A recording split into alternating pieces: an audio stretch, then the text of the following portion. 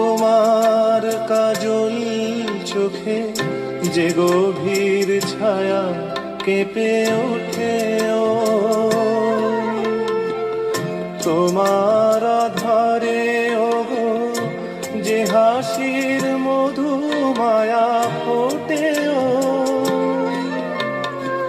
তারাই অভিমান বোঝে না আমার, বলে তুমি তো আমায় ভালোবেসেছ, শুধু আমার গোপন ব্যথা কেঁদে কেঁদে কয় কেন আরো ভালোবেসে যেতে পারে না হৃদয়।